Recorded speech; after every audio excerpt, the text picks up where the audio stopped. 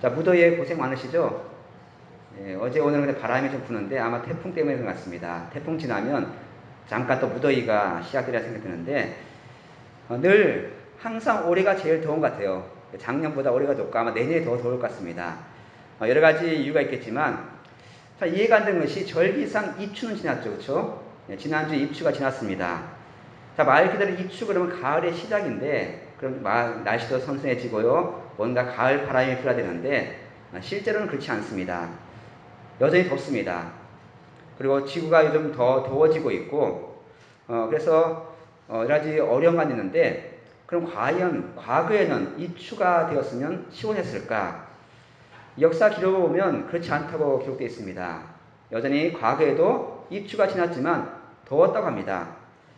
그래서 한 가지 예를 보면 오늘이 무슨 날이죠? 말복이죠. 예, 복날입니다. 더운 날입니다. 그것도 마지막 더위인데 자, 입추가 지나면 가을이 와야 되는데 가을이 오는 것이 아니라 무더위가 온다는 것이죠. 자, 왜 그런가? 제가 기상 전문가는 아니지만 과거에도 더웠고 입추가 지난 다음에 지금도 덥고 또 앞으로도 더울 것이라 예상됩니다. 자, 왜 입추가 지나는데 더울까요? 예전에 저는 그런 생각 해봤어요. 아, 우리 조상들이 참 지혜롭다. 날씨가 너무 더우니까 말이라도 이렇게 입추라고 해놓고 좀 가을을 즐기자. 그렇게 하지 않았나 이렇게 생각되었습니다. 하지만 이게 아니라 입추, 뭐 입춘, 뭐 입하, 입동 이렇게 뭐 절기가 다 맞지가 않아요. 우리나라 절기랑. 그 이유를 쓰다 보니까 이 모든 24절기가 우리나라 기준이 아니라 저 중국, 화북 지방, 베이징, 뭐 여러 가지 그런 중국 화북 지방에 있는 그런 절기를 가져왔답니다. 지금 뭐 여기 보면 뭐 화웨이성, 뭐 베이징, 뭐 여러 가지 이쪽, 그러니까 중국 쪽의 절기라는 것이죠.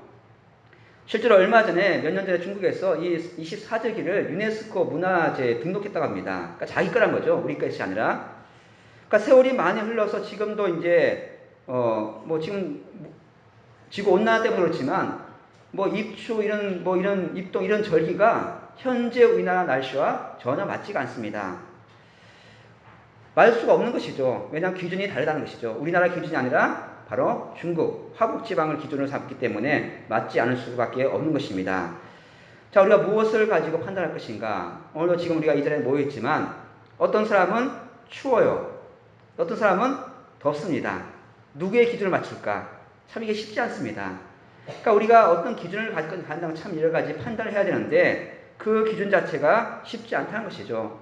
우리가 신앙에도 마찬가지입니다. 우리 모든 신앙의 기준 무엇을 가지고 판단할 것인가? 사람들에게 기준을 두는 것이 아니라 오직 하나님은 절대 불변하시고 절대 변화없으신 분이시기 때문에 우리의 모든 판단의 기준을 하나님께 둘 때 그 길이 평탄한 길이 되고 하나님의 은혜 가운데 풍성한 길이 될 줄 믿습니다.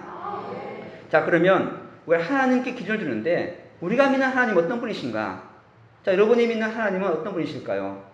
무서운 분이실까요? 아니면 사랑 많으신 자비로우신 분이실까요? 그렇죠. 예. 자, 성경에 보면 수많은 하나님에 대한 이야기들이 행하신 기록들이 있습니다. 자, 어떤 사람 구약에 기록된 하나님을 보시면서 너무나 무섭다. 구약의 하나님은 심판하시는 분으로 이렇게 오해할 때가 있습니다. 그리고 신약에 와서 사랑의 하나님처럼 바뀐 것처럼 오해하는 사람도 있는데 구약이나 신약이나 하나님은 늘 똑같이 우리에게 사랑을 베푸시는 분임을 성경은 말씀해 주고 있습니다. 물론 구약에 많은 전쟁이 기록되어 있고요. 많은 심판이 기록되어 있습니다. 오늘 읽은 이 스가랴에도 보면 하나님의 경고들이 많이 기록되어 있습니다. 심판에 대한 경고죠. 하지만 우리가 분명한 기준은 뭐냐면 하나님은 심판의 하나님이 아니라 구원의 하나님, 사랑의 하나님, 자비의 하나님이시는 것을 꼭 기억하시면서 우리의 삶의 기준을 그 하나님께 두며 살아가는 여러분 되길 원합니다. 하나님은 우리에게 저주를 주시고 심판을 주시는 분이 아니라 어떻게든 우리가 복을 받게 하시고 우리가 잘 되기를 하나님은 원하신다는 것이죠. 그러니까 그 기준을 하나님께 둔다면 내가 힘들어도 어려워도 하나님을 원망하는 것이 아니라 하나님께서 나에게 더 큰 계획이 있음을 깨닫고 하나님께 나아갈 수가 있는 것입니다. 심지어 우리에게 심판도 하나님은 우리를 구원하시기 위해 심판을 허락하신다는 것이죠. 하나님 택한 백성을 구원하시기 위해서 때로는 심판이란 도구를 사용하시는 것이지 심판 자체가 목적이 아니라 그걸 통해서 하나님의 백성들이 구원받기를 하나님은 기뻐하십니다. 오늘 읽은 스가랴서 12장의 1절 말씀 보시면 이렇게 기록하고 있습니다. 이스라엘에 관한 여호와의 경고의 말씀이라. 여호와 곧 하늘을 펴시며 땅에 터를 세우시며 사람 안에 심령을 지으시니가 이르시되. 자, 여호와의 경고의 말씀이라고 이렇게 기록하고 있는데 이 경고의 말씀이 무슨 저주를 퍼붓고 그런 심판의 경고의 말씀이 아니라 하나님 말씀 자체가 두렵다는 뜻을 갖고 있습니다. 하나님 말씀을 들을 때 우리가 진지한 마음으로 들어야 한다는 것이죠.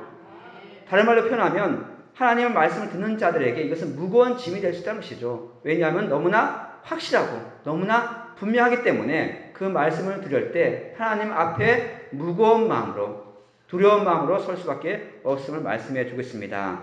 그 말씀은 두렵지만 우리에게 힘이 되고 우리에게 위로가 되는 말씀이란 것이죠. 왜냐하면 그 말씀이 변치 않기 때문에 그 말씀 붙들고 우리가 살 수가 있는 것입니다. 그 경고의 말씀을 들을 때 나의 교만과 나의 이기심과 나의 불신령 마음을 다 버리고 오직 하나님께 나아가는 여러분 되기를 간절히 소망합니다. 늘 두려운 마음으로 하나님 말씀을 들을 때 우리의 길이 활짝 열릴 수가 있다는 것이죠. 자, 오늘 이렇게 경고의 말씀을 하면서 오늘 스가랴가 우리에게 주신 말씀이 뭐냐면 하나님을 창조주 하나님으로 기록하고 있습니다.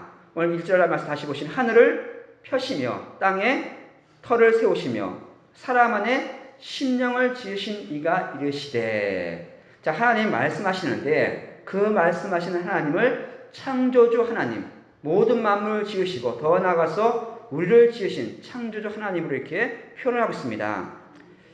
자, 우리는 날마다 고백하죠. 전능하사 천지를 만드신 하나님 아버지를 믿습니다. 그렇게 고백합니다. 자, 스가랴 선지자가 왜 하나님을 창조주 하나님을 표현하고 있는가? 이것은 뭐냐면 이 창조주 하나님이 과거에 이 모든 만물을 지으시고 그냥 쉬시는 분이 아니라 오늘 스가랴의 표현에는 지금도 하나님은 일을 하고 계시다. 여전히 우리를 살피시고 우리를 보호하시고 우리를 붙잡아 주시는 그 창조주 하나님으로 그렇게 말씀하고 있다는 것이죠. 과거에도 그랬고 지금도 그렇고 앞으로도 하나님은 창조주 하나님으로서 우리를 항상 지키시고 보호해 주신 줄 믿습니다. 하나님은 가만 계신 분이 아니라 우리 삶 속에 깊이 개입하셔서 우리와 함께 하시고 우리가 필요한 것들을 지금도 공급해 주시는 창조주 하나님이라고 말씀하고 있다는 것이죠. 자, 사람의 심령을 지었다는 이 표현은 뭐냐면 하나님께서 사람에 관해서 특히 우리에 관해서 너무나 깊은 사랑과 애정을 가지고 있다. 우리를 너무나 사랑하신다는 그런 말씀을 우리에게 알려주고 있습니다. 나를 아시고 나의 생각을 아시고 나의 모든 것을 아시고 나의 부족한 것을 아시기 때문에 주께서 내게 가장 좋은 것으로 인도하시는 그 하나님, 그분이 바로 창조주 하나님이라고 말씀하셨던 것이죠. 자, 그 하나님이 우리와 함께 하신다면 우리는 아무 걱정이 없습니다. 오늘 스가랴 12장은 바로 그런 말씀을 말씀하고 있는 것이죠. 온 세상 만물을 창조하시고 누구보다 우리를 사랑하시고 우리를 아시는 그 하나님이 우리와 함께 하신다면 어떤 것도 우리를 무너뜨릴 수 없고 어떤 것도 우리를 넘어뜨릴 수 없다. 그렇게 말씀하고 있다는 것이죠. 오늘 여기 말씀 창조주 하나님께서 예루살렘을 지키시기 때문에 세상 어떤 나라도 예루살렘을 멸하지 못할 것이라고 경고의 말씀, 두려운 말씀, 무거운 말씀을 우리에게 알려주고 있습니다. 오늘 2절 말씀을 보면 이렇게 기록하고 있습니다. 보라, 내가 예루살렘으로 그 사면 모든 민족에게 취하게 하는 잔이 되게 할 것이라. 예루살렘이 에워싸일 때에 유다에까지 이르리라. 자, 구약 성경을 읽다 보시면 이 보라 이런 말씀이 가끔 나옵니다. 이 보라는 말씀이 뭐냐면 집중해라. 아주 지금 중요한 말을 할 테니까 잘 들으라는 그런 뜻인데, 자, 그 다음에 나오는 얘기가 뭐냐면 내가 예루살렘을 지켜줄 것이다. 그렇게 하나님께서 약속하셨던 것이죠. 하나님께서 뭔가 예루살렘을 통해서 뭔가 계획을 갖고 계신데 그것이 뭐냐면 예루살렘을 통해서 하나님의 놀라운 구원의 소식이 전파될 것임을 예언을 하고 있습니다. 스가랴 12장을 읽으시면서 예루살렘 세보시면 이 예루살렘 단어가 12장에만 11번 나옵니다. 그러니까 예루살렘은 하나님이 계신 곳이고 하나님의 역사가 나타난 곳이 바로 예루살렘이라는 것이죠. 자, 예루살렘을 통해서 모든 것이 퍼져나가고 복음이 퍼져나가고 하나님의 영광이 예루살렘을 통해서 퍼져나갑니다. 그 예루살렘을 통해 사실이 뭐냐면 예루살렘이 취하는 잔이 될 것이다. 흔들리는 잔이 될 것이라고 말씀을 하고 있습니다. 자, 취하는 잔이 될 것이다. 자, 술에 취하면 어떻게 됩니까? 잘 모르시죠? 그렇죠? 예, 비틀거리게 되고요. 무기력한 상태가 된다는 것이죠. 이것은 뭐냐면 예루살렘이 주변 나라, 이방 나라에게 그런 심판의 도구가 될 것임을 예언하고 있습니다. 예루살렘 때문에 이방 나라, 모든 나라가 흔들리고 넘어지고 쓰러지게 될 것임을 말씀하고 있는데, 물론 당장 스가랴 당시에 일어날 일은 아니고 앞으로 미래에 언제가 될까요? 예수님이 재림하실 때, 다시 오실 때 그런 일이 있음을 말씀해 주고 있습니다. 지금은 예루살렘이 어려운 상태입니다. 지금 포로로 잡혀가 있고 망한 상태였던 것이죠. 자, 그때 하나님 말씀하시기를 예루살렘이 그때가 되면 다시 한번 하나님께서 회복시켜 줄 것을 말씀하고 있던 것이죠. 물론 이 예루살렘은 실제 예루살렘이 아니라 지금 현재 교회고 성도라고 볼 수가 있습니다. 자, 그날 3절 말씀에 이렇게 말씀하고 있습니다. 그 날에는 내가 예루살렘을 모든 민족에게 무거운 돌이 되게 하리니 그것을 드는 모든 자는 크게 상할 것이라. 천하 만국이 그것을 치려고 모이리라. 자, 그날 아까 말씀드렸지만 언제인지 알 수 없지만 하나님이 작정하신 그때, 예수님이 다시 오실 그때가 되면 예루살렘을 통해서 하나님이 큰 계획을 갖고 계심을 말씀해 주고 있습니다. 2절에는 예루살렘 주변이 심판의 모든 민족의 심판의 대상이 되지만 3절에는 모든 민족, 모든 국가, 그러니까 2절에서는 주변 국가, 3절에서는 모든 나라, 모든 민족이 심판의 대상이 된다는 것이죠. 그때가 언제냐? 예수님이 다시 오실 때임을 말씀해 주고 있습니다.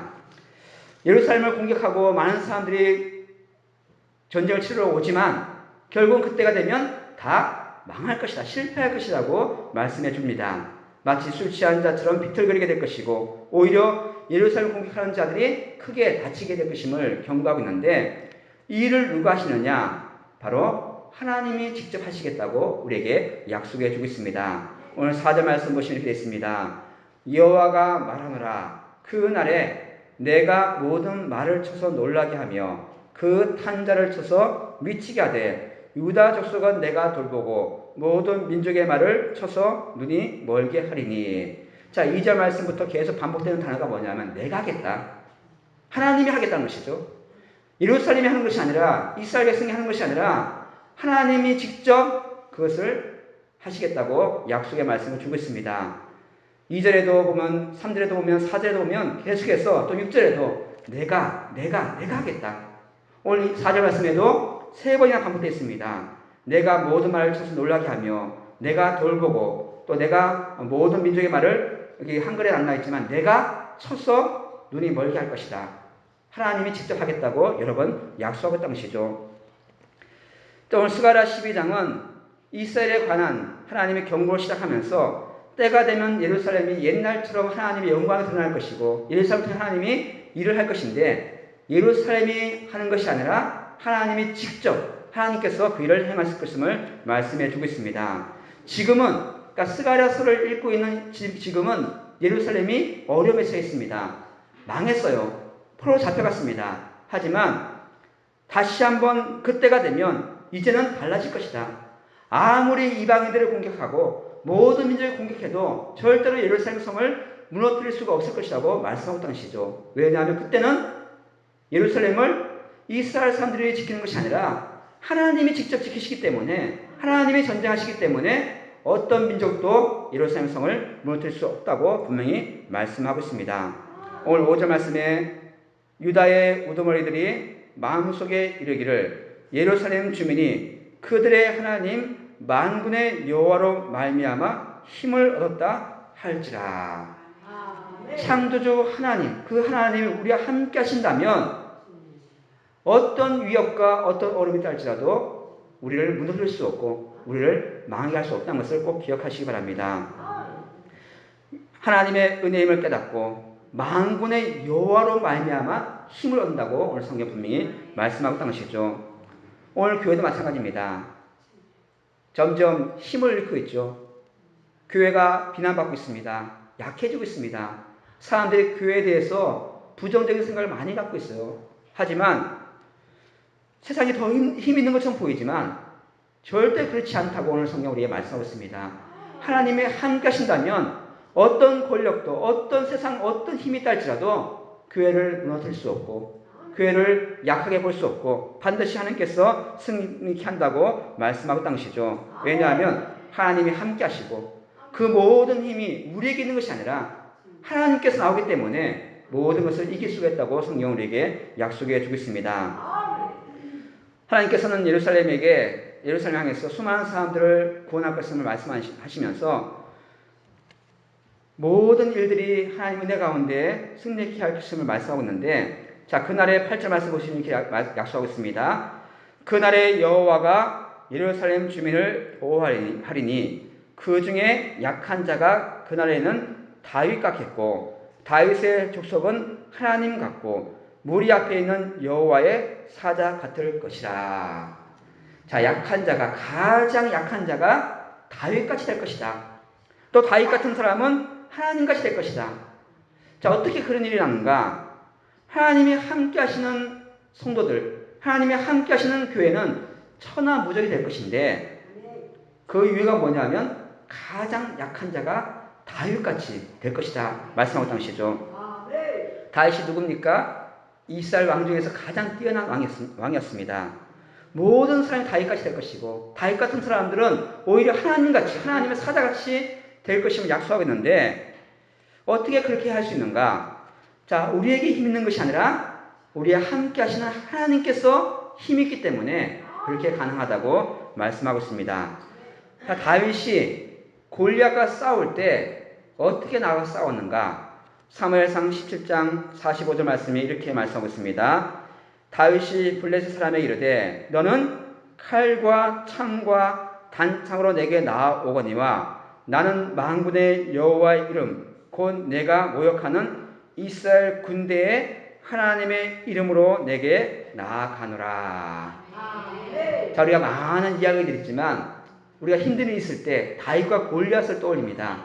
다윗은 소년이었고요. 아무것도 없었습니다. 형들도 이해하지 못했고 아무도 그를 인정하지 않았는데 골리앗은 그 당시에 가장 강력한 군사였고 이스라엘 군대 전체가 그 앞에서 벌벌 떨었습니다. 아무도 감히 싸울 상대가 없었던 것이죠. 그래서 다윗이 뭘 믿고요? 자신의 능력을 믿고 그것이 아니라 하나님의 이름을 믿고 하나님의 함께 하심을 믿고 나가서 싸워서 골리앗을 넘어뜨렸습니다. 그가 잘나서가 아니라 그가 물맷돌을 잘 던져서가 아니라 하나님이 그에게 함께 하셨기 때문에 자신의 영광 때문에 나간 것이 아니라 하나님의 이름 때문에 나가서 싸웠더니 하나님이 골리앗을 넘어뜨리시고 하나님께서 그를 승리케 하신 것을 보게 됩니다. 우리가 이 땅에 살면서 우리가 기도하죠. 날마다 승리하게 해달라고 기도합니다. 우리가 이 땅에 살면서 날마다 하나님 약속하신 평강을 드리고 그 은혜를 받기 위해서 해야 할 일이 무엇인가? 돈이 많으면 승리할 수 있을까요? 물론 돈이 많으면 많은 일을 할 수 있겠죠. 권력 있는 사람들, 여기 우리 석교중앙교회 군수나 아니면 뭔가 이게 높은 사람들이 교회에 많이 나오면 우리 교회가 더욱더 승리할 수 있을까? 그렇지 않다는 것을 알 수 있습니다. 돈 많고 권력 있고 인기 있는 사람들이 나온다고 해서 교회가 승리하는 것이 아니라 하나님이 함께 하시고 하나님 우리와 함께 하실 때 반드시 승리하게 될 줄 믿습니다. 우리에게 무기는 뭐냐면 하나님이 함께 하시는 것이죠. 연약하지만 약하지만 내가 아무것도 없지만 나에게 돈도 없고 권력도 없고 아무것도 없지만 하나님만 나와 함께 한다면 반드시 승리하게 될 줄 믿습니다. 하나님이 함께 하신 승리하는데 하나님이 함께 하려면 우리가 뭘 해야 될 것인가? 그것은 바로 하나님의 이름을 높이는 일만이 하나님이 우리와 함께 하시는 비결일 줄 믿습니다. 하나님을 높이고 하나님을 찬양하고 하나님의 이름을 위해서 살아갈 때 그 하나님이 우리와 함께 하시고 우리 가운데 승리를 주실 줄 믿습니다. 우주 만물을 창조하시고 모든 왕보다 뛰어나신 그 하나님이 우리와 함께 한다면 우리에게는 승리밖에 없다는 것이죠. 지금 북한도 그렇고요. 전 세계가 핵무기를 가지려고 그렇게 애를 쓰잖아요. 그것만 있으면 모든 것을 할 수 있다고 믿기 때문에 핵무기를 가지려고 합니다. 하지만 그것이 우리를 보호해주고 우리를 지켜주지 않습니다. 그 모든 마음을 창조하신 하나님만이 우리의 힘이 되고 우리의 승리의 도구가 될 줄 믿습니다. 지금 이스라엘 사람들은 승리하는 것을 목적으로 이미 승리한 것을 싸우고 있습니다. 스가랴 12장 9절 말씀에 되어 있습니다. 예루살렘을 치러 오는 이방 나라들을 그날에 내가 멸하기를 힘쓰리라. 하나님이 내가 하겠다. 내가 싸울 것이다. 내가 힘써서 전쟁을 치를 것이라고 분명히 말씀하고 있던 것이죠. 이 전쟁은 이미 승리가 보장된 싸움인 것을 보게 됩니다. 물론 조금은 힘들 수가 있습니다. 전쟁으로 인해서 여러분도 고난을 당하지만 그 결과는 마지막은 승리밖에 없다는 것이죠. 오늘 교회도 마찬가지입니다. 교회가 세상과 비교해보면 약해요. 수적으로 약합니다. 안 믿는 사람이 더 훨씬 많아요. 믿는 사람이 적습니다. 항상 세상이 승리한 것은 보입니다. 하지만 교회는 반드시 승리하게 될 줄 믿습니다. 왜냐하면 하나님이 우리와 함께 하시기 때문에 모든 힘이 하나님께 있습니다. 하나님께 있는 그 힘이 우리와 함께 한다면 모든 것이 가능하고 승리하게 될 줄 믿습니다. 말씀을 맺겠습니다. 오늘 스가랴서 예언에 보면 예루살렘을 공격하러 왔던 모든 민족이 하나님이 공격하셔서 다 쓰러진다고 말씀하고 있습니다. 그런데 놀라운 것은 뭐냐면 하나님의 은혜가 거기서 끝나지 않다는 것이죠. 진짜 은혜가 무엇인지를 오늘 10절을 말씀해 주고 있습니다. 스가랴 12장 10절 말씀에 내가 다윗의 집과 예루살렘 주민에게 은총과 간과는 신령을 부어주리니 그들이 그 찌른 바 그를 바라보고 그를 위하여 애통하기를 독자를 위하여 애통하듯 하며 그를 위하여 통곡하기를 장자를 위하여 통곡하듯 하리로다. 지금 하나님 은혜를 주시는데 예루살렘이 승리하고 모든 민족이 넘어지는 것, 승리하는 것이 진짜 은혜가 아니라 진짜 은혜가 뭐냐 하면 하나님께서 은총과 간과는 신령을 부어주는데 그들이 무엇을 보냐 하면 그들이 찌른 바 그를 바라보고 회개하고 돌아온다는 그런 약속의 말씀을 주고 있습니다. 자, 이스라엘 백성들에게 하나님을 구하는 마음을 주신 것이죠. 돌아올 수 있는 기회를 허락한다 말씀하고 있습니다. 그들이 그 찌른 바 그를 바라본다 말씀하고 있는데 그가 누굴까요? 그 찌른 바 바로 예수님을 말씀하고 있다는 것이죠. 하나님께서 은혜를 주셔서 그날이 되면 하나님께서 이스라엘 사람들 더 나아가서 모든 민족들을 예수님을 바라보게 하고 예수를 믿게 하는 날이 올 것임을 약속해 주고 있습니다. 실제로 신약 성경에서 스가랴 12장 10절 말씀 2번 인용됐는데 첫 번째는 뭐냐면 요한복음에서 로마 군인이 예수님의 옆구리를 창으로 찌르는 것이 바로 이 스가랴서의 예언이 이루어졌다고 약속의 말씀을 우리에게 주고 있습니다. 요한계시록에 또 이 말씀이 있습니다. 요한계시록 1장 7절 말씀 보시면요. 볼지어다 그가 구름을 타고 오시리라. 각 사람의 눈이 그를 보겠고 그를 찌른 자들도 그를 볼 것이요 땅에 있는 모든 족속이 그로 말미암아 애곡하리니 그러하리라. 아멘. 그가 누구냐면 예수님이란 것이죠. 십자가에서 죽으시고 창에 찔리시고 물과 피를 흘리시고 부활하시고 승리하신 그 주님을 바라볼 때가 오는데 바로 그때가 하나님의 은혜 날임을 오늘 성경 우리에게 말씀하고 있습니다. 자, 그런데 하나님을 찌르고 예수님을 찌른 자들이 누굽니까?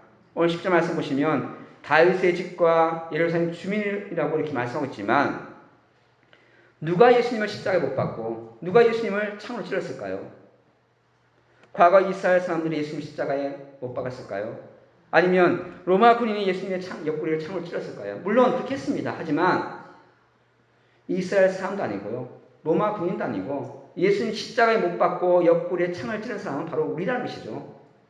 왜냐하면 나 때문에 예수님 십자가에 못 박히고 나 때문에 창에 찌르시고 나 때문에 물과 피를 흘리시고 나 때문에 십자가에 고난당하시고 죽으셨다는 것을 다시 한번 기억한 여러분 되기를 원합니다. 성경은 분명히 우리의 죄 때문이라고 말씀하고 있습니다. 이 우리의 죄 때문에 예수님 십자가에 못 박혔고 우리는 하나님 앞에 감히 나올 수 없는 존재들입니다. 또 오늘 스가랴서 말씀처럼 우리에게 그런 마음을 주신다고 우리에게 허락하고 있다는 것이죠. 오늘 본문의 예루살렘 거민들처럼 우리가 배반하고 우리가 찌른 그 주님을 바라본다고 말씀하고 있는데 그 바라보는 것조차도 우리의 능력이 아니라 하나님께서 그런 마음을 부어 주셔야지만 가능하다고 오늘 성경 우리에게 예언하고 있습니다. 하나님의 은혜로 하나님 앞에 나올 때 하나님 우리에게 그런 심령, 그런 마음을 우리에게 허락해 주십니다. 그러니까 지금 우리가 이제 나온 것이 하나님의 은혜란 것이죠. 조금씩 주시는 것이 아니라 넘치도록 부으셔서 우리가 주님을 바라볼 수 있는 그 마음을 우리에게 허락하시고 주님을 바라볼 때 하나님께 놀라운 구원의 역사를 우리에게 허락하심을 우리에게 약속하고 있습니다. 그 하나님의 은혜를 날마다 기억하며 날마다 주께 나아가는 여러분들에게 원합니다. 우리가 준비할 것은 뭐냐면 하나님의 이름을 높이는 것입니다. 하나님의 이름을 찬양하기 위해서 모여야 되고요. 우리 예배가 왜 예배드립니까? 은혜 받기 위해서 아닙니다. 날마다 부어주신 하나님의 은혜를 기뻐하며 찬양하며 하나님의 이름을 높이기 위해서 우리가 모여야 되고요. 우리가 살아갈 때 하나님의 이름 때문에 살아가는 거, 우리가 날마다 기도한 내용이 무엇입니까? 하나님의 이름이 거룩히 여김받게 해달라고. 온 세상 가운데서 우리 때문에, 나 때문에 하나님 이름이 더럽혀지는 것이 아니라 나를 통해서 하나님의 이름이 높여지고 하나님의 거룩함이 드러나고 하나님께 나아갈 때 하나님께서 우리와 함께 하시고 그 가운데 놀라운 역사를 부어주실 믿습니다. 날마다 내가 찌른 그 주님을 바라보면서 정말 통연한 마음으로 주님 앞에 나오고 날마다 주를 위해 살아갈 때 그 하나님이 우리와 함께 하시고 그럴 때 우리에게는 하나님의 힘으로 말미암아 하나님의 공급하신 힘으로 말미암아 날마다 승리하게 될 줄 믿습니다. 하나님의 이름을 높이고 날마다 하나님의 은혜를 사모하는 마음으로 우리가 살아가는 모든 삶의 현장, 가정이나 또 사업이나 사람들과 만날 때 또 학교에서나 이 모든 일 가운데 하나님께서 누가 우리를 공격한다 할지라도 반드시 승리하고 반드시 이기고 하나님께 영광 돌리는 여러분 되기를 저는 축원을 드립니다.